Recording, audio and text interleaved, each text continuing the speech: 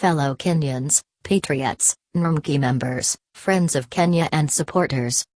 Solidarity greetings. I thank God, family, relatives, true friends and genuine supporters for their support, generosity and strong commitments to justice and principles of democracy. Today, I have arrived in Ontario, Canada in order to undergo specialized toxicology tests and medical treatment following my illegal and violent abduction, torture and chemical poisoning by the tyrannical Jubilee regime. I have been advised of reports in sections of the media outlining that I've used my Canadian passport to travel. The compromised media has lost common sense and professional ethics. This is not a case of which travel documents I use or have used to seek emergency and specialized medical attention.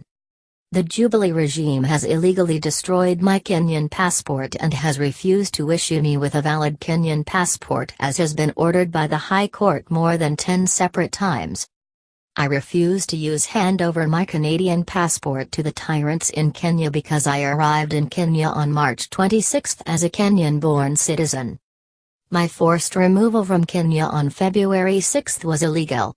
It followed 5 days of illegal abduction, incommunicado detention, torture and in violation of 7 court orders.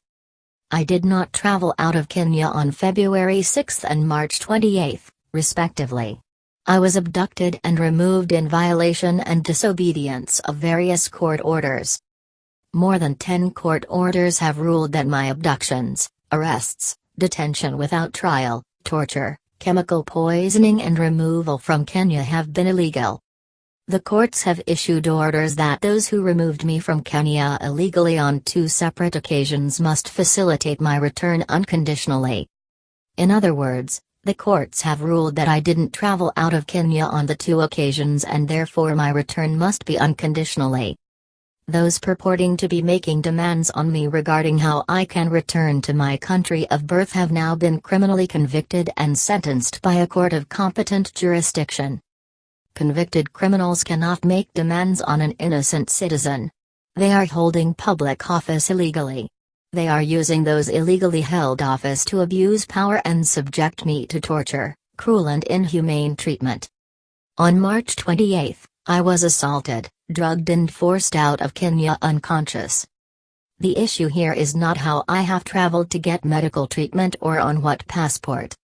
The issue here is my abduction, assault, drugging and forceful removal by a rogue regime in defiance of more than 10 court orders.